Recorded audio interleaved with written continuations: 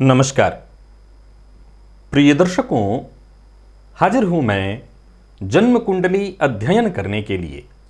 एक जन्म कुंडली लेकर आप सबके सम्मुख उपस्थित हुआ हूं। ये जन्म कुंडली एक युवती की है। आइए हम सभी मिलकर इस जन्म कुंडली का अध्ययन करेंगे। मैं जन्म की तारीख आपको बता देता हूं, जन्म समय, जन्म स्थान। आप जन्म कुंडली का निर्माण कर लीजिए। जन्म की तारीख है 25 अक्टूबर 1985 1985 और जन्म का समय है दोपहर 2:25 का, जमशेदपुर, झारखंड। मैं जन्म काल के पंचांग से आपको अवगत कराता हूं, तब तक आप इस जन्म कुंडली का निर्माण कर लीजिए। जातिका ने शुक्रवार के दिन जन्म लिया है, आश्विन मास में, शुक्ल पक्ष की द्वादशी तिथि को, और ब्राह्मण वर्ण है पूर्वा भाद्रपद नक्षत्र के चतुर्थ चरण में, मनुष्यगण, मीन राशि। ये जल तत्व की राशि है और देव गुरु बृहस्पति इस राशि के राशिश हैं। कुंडली पर जरा नजर डाल लीजिए एक बार। कुंभ लग्न की कुंडली आप देख रहे हैं। लग्न के स्वामी बनते हैं शनिदेव, जाकर के जन्म कुंडली के 10वें भाव में बैठे हैं, 3 अंश 42 कला के साथ। हालांकि ये मृत अवस्था में अनुराधा नक्षत्र में, स्वयं के नक्षत्र में है। वहीं बुध, केतु और सूर्य 3 ग्रह भाग्य भाव में, और भाग्य भाव के स्वामी बनते हैं शुक्र, जाकर के कुंडली के अष्टम में, नीच राशि में। शुक्र और मंगल की युति है। चंद्रमा जन्म कुंडली के दूसरे भाव में, शुक्र मंगल की दृष्टि चंद्रमा पर, और बाकी किसी शुभ ग्रह की वैसे दृष्टि नहीं, शुक्र की दृष्टि है। फिर भी अगर देखा जाए तो चंद्रमा के दोनों तरफ कोई ग्रह नहीं है, तो यहां पर चंद्रमा के मद्रुम योग में आपको दिखाई पड़ेंगे। वहीं देव गुरु बृहस्पति जो कि इस कुंडली में जाकर के बैठे हैं, कुंडली के 12वें भाव में लाभेश और धनेश बनकर के नीच राशि में।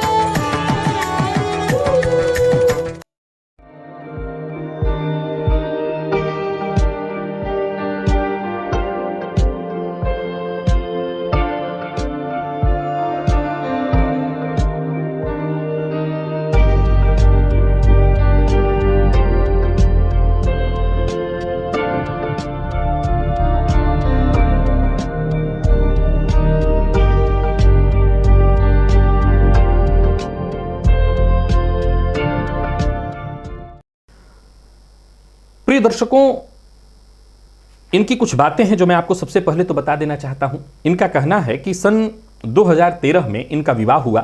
पिता से जितना हो सका उन्होंने बेहतर किया और बेहतर विवाह किया। पति सरकारी नौकरी में और वो भी उच्च पद पर हैं। पद उन्होंने मुझे बता रखा है, काफी बड़ा ऊंचा पद है। इनका कहना है कि पद का जिक्र आप ना करें, सो छोड़ देते हैं।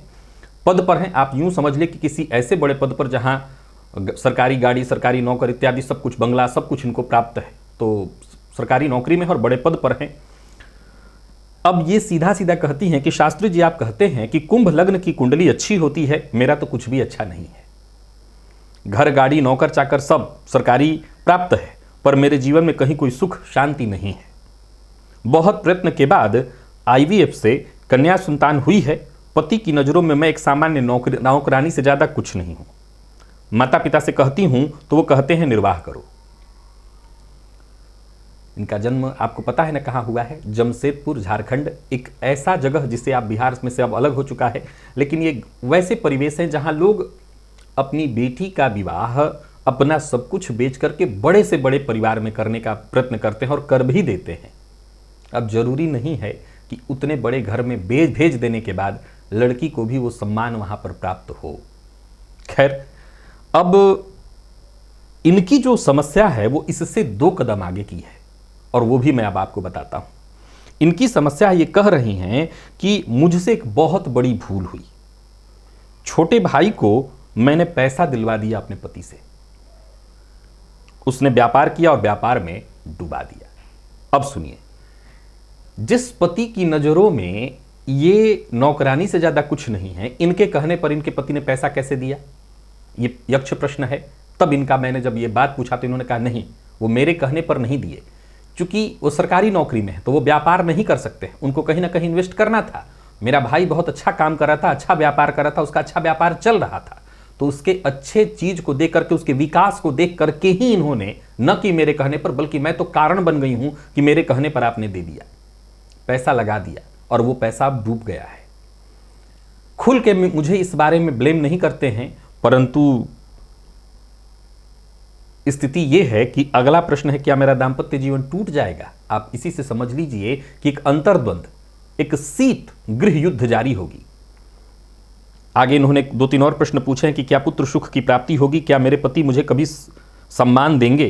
प्यार नहीं पूछा है, पूछा है सम्मान देंगे, भाई पैसा लौटा पाएगा, क्या उपाय करूं? देखिए, सबसे बड़ी समस्या तो यह है कि भाई पैसा लौटा पाएगा कि नहीं, अब तो मैं क्या कहूं, परंतु सबसे पहले इनके दांपत्य जीवन की ओर हमें चलना चाहिए। हमें समझना होगा कि इनका दांपत्य जीवन ऐसा है क्यों। प्रिय दर्शकों, शनि से संबंधित जितने भी लग्न होते हैं, चाहे वो मकर और कुंभ 2 ही लग्न हैं, या शनि का संबंध लग्न से सीधा सीधा बन जाए, तो ये बात तय जानिए कि जातक के जीवन काल में उदासीनता तो आने ही आने वाली है। और मैंने और भी बीते दिनों एक वीडियो बना करके कहा था कि जब जन्म कुंडली में शनिदेव षडबल में सबसे बली हो जाएं, तब भी जातक के जीवन काल में एक निरस्ता, उदासीनता आ जाती है। इनकी कुंडली में सबसे बली ग्रहों में शनिदेव ही हैं, और वो शनिदेव नौमांस में राहु के साथ युति बना करके सप्तम भाव में वो बैठे हुए हैं। सप्तम पति लाभ भाव में है, इसमें कहीं कोई संशय नहीं कि विवाहोपरांत पति का और विकास हुआ होगा। नौमांस की चर्चा कर रहा हूं। जन्मांक में अगर देखें तो थोड़ी कहानी अलग है। जन्मांक में सप्तम भाव का स्वामी नवम में बैठा है नीच राशि में। सप्तम कारक देव गुरु बृहस्पति बनते हैं नीच राशि में। दांपत्य कारक शुक्र बैठे हैं नीच राशि में। समझ रहे हैं आप बात को? जन्म कुंडली में 3 ग्रह नीच के हैं। अब ये 3 ग्रह जो नीच के हैं, तो ज्योतिष का एक रूल और मैंने समझाया था कि जन्म कुंडली में 3 या 3 से अधिक ग्रह, 4 ग्रह यदि नीच राशि में हो तो जातक को जीवन काल में सुखों की कोई कमी नहीं होती, हर सुख उसको मिल जाता है। तो इन्होंने कहा तो कि सब सुख है। अब एक बात और, ऐसा थोड़ी है कि रिक्शा चलाने वाले पिता जो है सीधा एकदम से बड़े पद पर बैठे किसी लड़के से अपनी बेटी की शादी कर देंगे। पिता भी ठीक ठाक हैं, एकदम से नीचे नहीं है, लेकिन इतना ठीक तो हैं कि उनसे जितना बन पाया उन्होंने बहुत बड़ा चुनाव किया है। यहां तक बल्कि मैं ये भी कह सकता हूं कि अपने से ऊपर जरूर अपने दामाद के परिवार को देखना हो तो सर ऊपर करके देखना पड़े वाली स्थिति। हालांकि यह गलत है, इसलिए कहा जाता है समधी। सम माने बराबर, धी माने बुद्धि, बुद्धि का मतलब केवल बुद्धि नहीं, धन बल सब में बराबर हो। खैर, नियम यह भी कहता है कि बेटी का विवाह अपने से बड़े घर में करना चाहिए, तो उन्होंने पिता ने वही किया है। अब आपकी इस भूल का क्या करें? दांपत्य जीवन तो फाइनल है, क्योंकि शनि की दृष्टि भी सप्तम भाव पर है। शनि की दृष्टि सप्तम कारक पर है। यहां गौर करिएगा, बहुत ध्यान से समझने वाला सूत्र है कि देवगुरु बृहस्पति पर शनि की दृष्टि से देवगुरु का निचत्व भंग हो जाएगा, लेकिन दांपत्य के मामले में नहीं। मैंने हमेशा कहा है, समझाया है कि यदि पापक ग्रह ऐसी स्थिति में जब दृष्टि डालते हैं तो उस निचत्व तो भंग हुआ, लेकिन उस भाव के कारक की यदि चर्चा चलेगी तो वो नुकसान हो जाएगा। जैसे इनकी कुंडली में यदि आप संतान की स्थिति को देखें तो संतान भाव पर जरा नजर डालिए। हालांकि इन्होंने जो प्रश्न पूछा है पुत्र संतति होगी कि नहीं, इसके लिए अकेले आपकी कुंडली जिम्मेदार नहीं और आपकी कुंडली तय भी नहीं करेगी ये बात। अब गौर करिए तो इनकी कुंडली में आप संतान भाव पर अगर नजर डालेंगे तो आपको दिखाई पड़ेगा एक सामान्य दृष्टि केतु की है, बाकी किसी भी ग्रह की दृष्टि संतान भाव पर नहीं है। यानी सामान्यतः इनका संतान भाव सुप्त स्थिति में ही है। देवगुरु बृहस्पति जो संतान के कारक है, जाकर के कुंडली के 12वें भाव में शनि की दृष्टि से दृष्ट, अभी जैसा मैंने कहा कि संतान, दांपत्य, इन दोनों में, पति सुख में, दोनों में शनि कोई सहयोग नहीं करेंगे। बुध की स्थिति को अगर आप देखें, जो कि इस कुंडली में संतान भाव का स्वामी होकर के कुंडली के 9 में बैठा है, 27 अंश 54 कला के साथ है, तो ये विशाखा नक्षत्र में, परंतु मृत अवस्था में। केतु की दशा इनको चल रही है और 7.5 की प्रथम ढैया।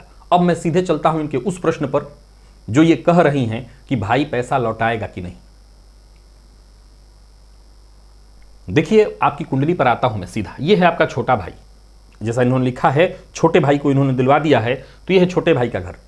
इसके स्वामी जाकर के बैठे हैं कुंडली में कहां पर, तो छोटे भाई के स्वामी बैठे हैं कुंडली के अष्टम भाव में, मंगल 4 अंश 55 कला के साथ। यहां पर अगर देखा जाए तो मंगल मृत अवस्था में है। हालांकि तीसरे भाव में राहु का होना बहुत अच्छा है, तीसरे भाव में राहु का होना इनके लिए बहुत अच्छा है, इनके पुरुषार्थ के लिए बहुत अच्छा है। लेकिन छोटे भाई के घर का मालिक जाकर के कुंडली में अष्टम में बैठा है। अब मंगल की राशि में बैठा राहु भी कोई यहां बहुत अच्छा प्रभाव नहीं कर पाएगा, क्योंकि मंगल में बल ही नहीं है, तो राहु भी कोई बहुत अच्छा प्रभाव नहीं कर पाएगा। अब रही सही कसर पर आइए। षडबल में सबसे कमजोर इनकी कुंडली में गुरु हैं। प्रिय दर्शकों, वैसे तो जन्म कुंडली में सुख के कारक शुक्र को माना गया है, और शुक्र बली हो तो सुख मिलता है। वैसे इनकी कुंडली में शुक्र को देखें तो कुंडली के अष्टम में भी शुक्र खराब नहीं होते, परंतु नीच राशि में बैठे हुए हैं, और नीच राशि में भी बैठ करके हैं तो वो गुरु की दृष्टि से दृष्टि, इसमें कहीं कोई दो मत नहीं कि गुरु की दृष्टि से दृष्ट हैं, परंतु शुक्र से जो संबंधित सुख इनको मिलना चाहिए उस पर शनि की, उस पर राहु की दृष्टि है। यानी दाम्पत्य जीवन में कोई बहुत सुख सुविधा दृष्टिगोचर तो नहीं हो रही है, वो स्थिति तो बिल्कुल नहीं है। अब बारी आती है कि दाम्पत्य जीवन क्या टूट जाएगा। देखिए, आपके इस सवाल का जवाब मैं पहले बता दूं कि आपने खुद दिया हुआ है। हां, आपने इस सवाल का जवाब पहले खुद दिया हुआ है, मुझे उसमें कहने की जरूरत नहीं है। क्यों? आपने लिखा है कि जब मैं अपने माता पिता से कहती हूं तो वो कहते हैं निर्वाह करो। यही है आपके सवाल का जवाब, नहीं टूटेगा। क्योंकि जब बात माता पिता की आ रही है, वो कह रहे हैं निर्वाह करो, तो आपके पास विकल्प क्या है? अगर टूटना होता तो पहले ही टूट जाता है, अब नहीं टूटेगा। आपने यहां तक सामंजस्य किया है और यहां तक आप सहती आई हैं। हां, संभव है कि आप आगे भी सह के इसको चला लें, यही रास्ता है। यहां बहुत सुखद दाम्पत्य जीवन तो कम से कम इस जन्म में मुझे नहीं दिखाई पड़ता। और एक सवाल उठता है, दूसरे भाव विवाह का यहां से विचार होता है। उसके स्वामी तो नीच राशि में बैठे हुए हैं। अगर मैं कह भी देता हूं तो कौन जाने कि आपको, और हमेशा पति के कारक और दाम्पत्य के कारक तो शुक्र और गुरु ही रहेंगे। दूसरा भी विवाह कर लेंगे तो कौन सी बहुत बड़ी तीर मारने वाली बात होगी। नौमांस की कहानी सेम सेम, तो घूम फिर करके कहानी तो वही आएगी। तो मेरी राय यही है कि जो आपको प्राप्त है उसी के साथ आगे बढ़िए, दूसरा कुछ मत सोचिए। अभी देखिए, दिन और खराब है क्योंकि 7.5 चल रही है, ऊपर से भी केतु की दशा, उतार चढ़ाव लगातार चलेगा। अब बारी आती है कि छोटे भाई, और छोटे भाई से अगर मैं कुछ विचार करके देखूं तो छोटे भाई से 10 घर आगे चलते हैं। छोटे भाई से भी चलेंगे और मंगल से भी चलेंगे।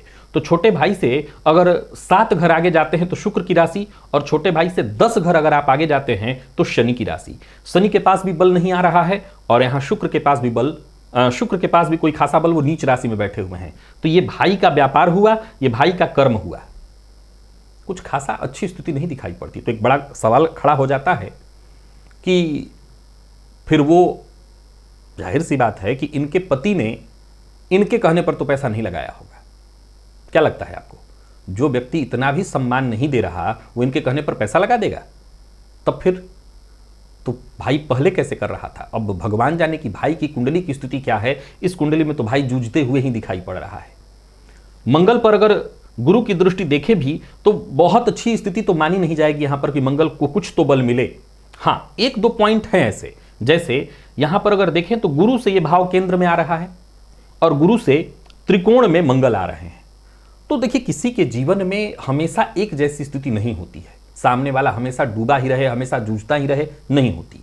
और कौन जाने कि ये जो पैसा डूबा, भाई आपके भाई का तो 100% दोष है।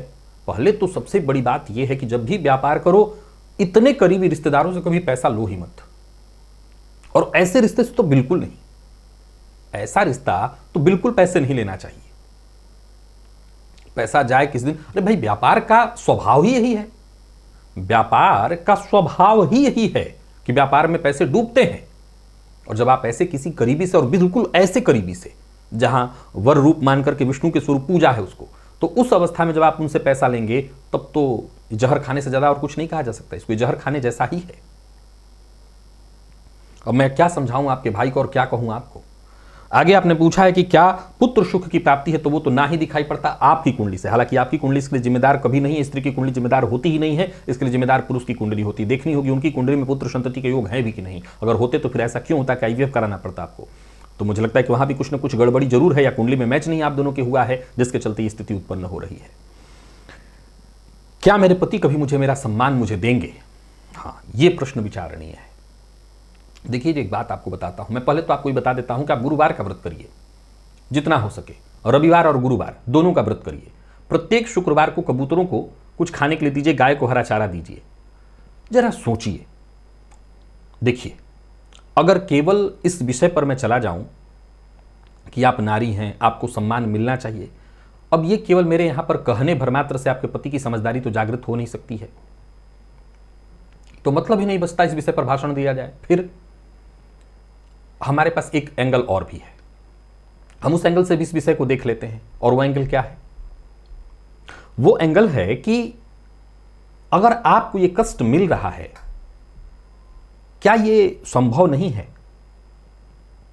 कि इसमें आपका खुद का भी प्रारब्ध हो? आपके सप्तम भाव की अगर स्थिति को देखा जाए तो इसमें पूरी तरह से तबाह है ये स्थिति। शनि की दृष्टि, राहु की दृष्टि, हालांकि शनि के पास बल नहीं है तो दृष्टि भी क्षीण ही है। राहु की दृष्टि, गुरु की स्थिति खराब। तो मैं बहुत सुखद दाम्पत्य की कल्पना तो कभी नहीं कर सकता इस कुंडली में। अब बारी आती है कि सम्मान। हां, एक बात सदैव ध्यान रखिए, इसे ऐसे आप कह सकती हैं कि हो सकता है आपके पति सरकारी नौकरी में हो सकता है बड़े पद पर हो। निस्संदेह अगर कोई व्यापारी हो तो उसके जीवन काल में उतार चढ़ाव ज्यादा होता है, सरकारी नौकरी करने वालों के जीवन उतार चढ़ाव उतना ज्यादा नहीं होता। लेकिन कभी ना कभी तो वो दौर भी आएगा कि उन्हें भी नीचे देखना होगा। हमेशा कोई ऊपर ही नहीं देख सकता, नीचे देखना ही होगा, नहीं तो एक्सीडेंट हो जाएगा ना, देखना ही पड़ेगा। तब आपकी बारी होगी। ऐसा नहीं बदला लेने के लिए नहीं, पति से क्या बदला लेना, पत्नी से क्या बदला लेना, आप दोनों अलग अलग थोड़ी हैं। सामने वाला इस बात को नहीं समझता, ये अलग विषय है। आप दोनों अलग अलग यूनिट नहीं हैं, तो बदला नहीं लेना, लेकिन हां उस दिन का तब तक इंतजार करना। मैं फिर वही बात दोहरा रहा हूं, संभव है कि इस स्थिति में मैं कह भी देता कि नहीं आप छोड़ दीजिए और आप दूसरा कुछ देख लीजिए। आप गौर करिए कि आप खुद ही कह रही हैं आपके पास वो हर सुख उपलब्ध है। कौन जाने कि सपोज एक ऐसे लड़के से शादी आपकी अभी हो जाए, वो आपको सम्मान तो दे लेकिन भरपेट भोजन की व्यवस्था न दे पाए, वो सुख सुविधा न दे पाए, चाहिए सब कुछ। ये मानव जीवन भी बड़ा विचित्र है। भरपेट भोजन मिल रहा है तो हम सुख की तरफ भागते हैं, सुख मिल रहा है तो हम किसी और चीज की तरफ भागते हैं। मैं इसमें आपको दोष नहीं दे रहा, मैं परिस्थितियों को समझा रहा हूं। जरा सोच के देखिए कि कुछ तो सोचा होगा आपके माता पिता ने, उन्होंने कहा निर्वाह करो। आपके केस में 100 में से 99% शादी टूट जानी चाहिए थी, आपने अभी तक खींच लिया है। आप मनुष्यगण की हैं, यह बहुत बड़ा पॉइंट है आपके साथ। आप कुंभ लग्न की हैं, शायद आपको प्रकृति दार्शनिक इसलिए भी बना रही है क्योंकि जब इंसान बहुत कष्ट देखता है, जब बहुत दुख देखता है, तभी उसके भीतर से वो ज्ञान चक्षु भी उसके खुलते हैं, वो औरों को सही मार्ग दिखा सकता है। तो आपकी कुंडली है भी दार्शनिकों वाली।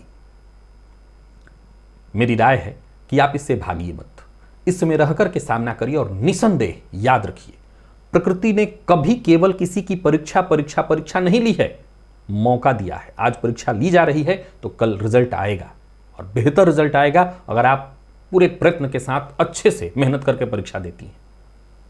उस रिजल्ट के इंतजार में वेट करिए। और रही बात पैसा, ये बहुत बड़ी समस्या है। आपकी कुंडली के हिसाब से तो आपके भाई की स्थिति बहुत मजबूत मुझे नहीं दिखाई पड़ती, और मुझे ऐसा लगता है कि संभवतः वो बंदा शायद ही आपका बहुत मदद कर पाए। दृष्काण कुंडली आपकी जब मैं देख रहा हूं तो वहां पर लग्नपति लग्न में ही बैठे हैं, और वहां पर अगर देखा जाए तो तीसरे भाव के स्वामी भी नीच के बने हुए हैं सूर्य, और वहां पर मंगल की स्थिति देखा जाए तो मंगल चतुर्थ में नीच की स्थिति में, यानी दृष्काण कुंडली भी कोई बहुत मजबूत स्थिति प्रदर्शित नहीं कर पा रही है। यानी भाई से उम्मीद कम है अभी। अब मैं आपको ना उम्मीद नहीं करना चाहता, मैं नहीं चाहता कि आपके दुखों पर मैं और वज्रपात कर दूं, लेकिन मैं ये कहना चाहता हूं परिस्थिति डिस्टर्ब करने वाली है। और होता यही है, जब आपको पिसना होता है, परेशान होना होता है, तो आप उसमें कहीं ना कहीं से फंस जाते हैं। नहीं तो क्या जरूरत थी, चाहे भाई हो माई हो, क्या करना है, सब अपने घर में खुश हैं, आप अपने घर में खुश थी। और मैं जानता हूं इसमें सचमुच आपका दोष नहीं है।